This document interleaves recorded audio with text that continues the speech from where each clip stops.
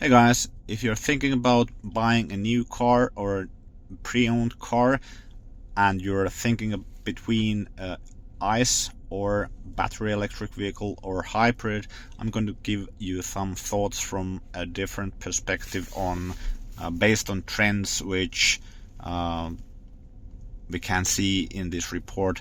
So ARK Invest Big Ideas 2024 report, I'll leave a link down below in the description. But the thing which they have researched, they have a big section on EVs, and in this diagram we can see the global battery electric vehicle sales, the market share of battery electric vehicles. So it has been growing quite quickly in the last few years. So now we are somewhere in between 10 and 15% of market share, and it seems the growth curve is accelerating, and this is because the battery cost is going down quite rapidly. And here we see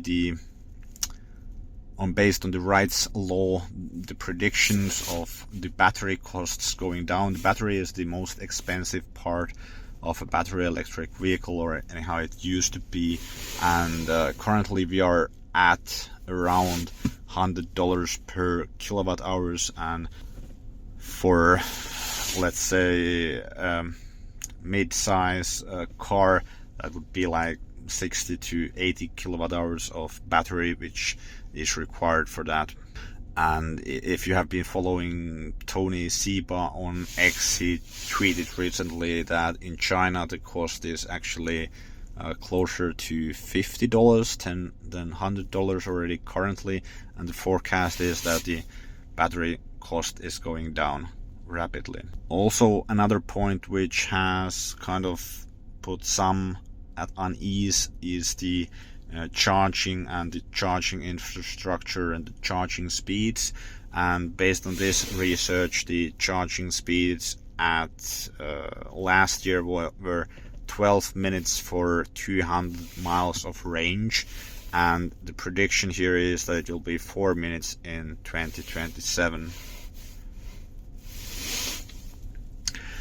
So quite a few of the traditional auto manufacturers are struggling with the transition to EVs, and their supply chain and their manufacturing process is quite costly for them to manufacture cars. At some point we saw reports that a Ford Mustang Mach-E cost like $120,000 to build, and then they had to sell it for $60,000 to be competitive in the market. But now with the Model Y being the price is being cut because Tesla's margins are so good that they can afford cutting the prices when interest rates have gone up.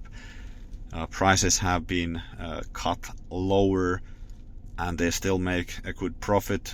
Many of the traditional manufacturers like Ford, GE, Volkswagen, they are scaling down their EV volumes, and they will be in trouble because you need to produce a high volume of cars to actually make it profitable. So the Model Ys, Tesla Model Y and 3 have been doing extremely well, and also the BYD in China and other Chinese EV manufacturers, but a lot of the others are doing very small sales actually.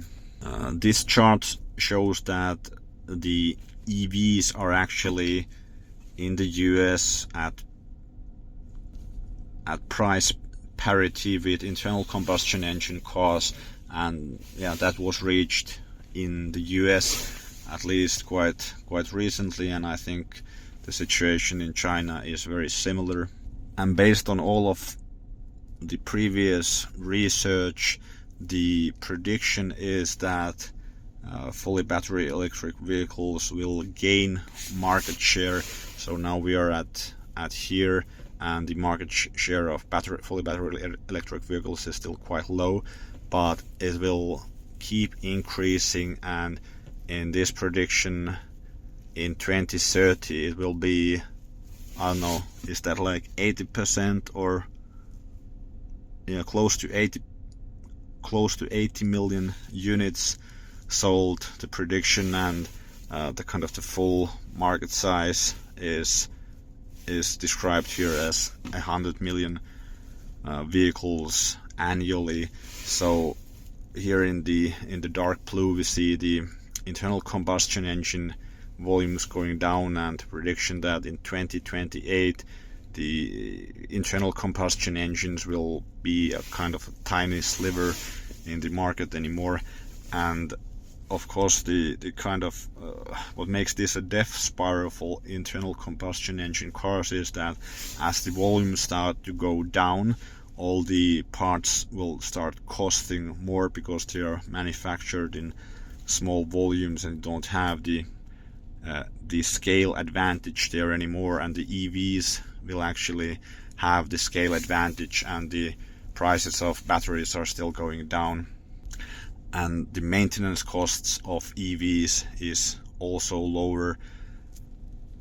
So based on all of this research, it kind of makes sense to, if you can afford buying a fully battery electric vehicle, since they are at price parity for new cars, it might make sense buying a battery electric vehicle already now. If you can't afford a battery electric vehicle now, maybe it's worth waiting and actually just driving what you have now, or if you're looking to change, maybe buy a pre-owned ICE vehicle which already has a lot of depreciation in the price, and then you won't lose that much in the price. But if the prices keep going down, like the next generation of EVs will be in the mid-size range, you will have maybe cars, very compelling cars for $20,000 or $25,000 or euros in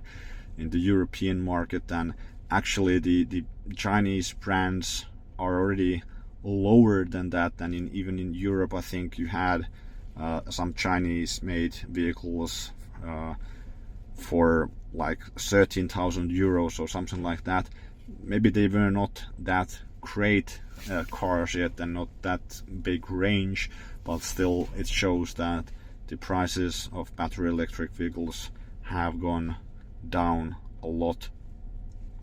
So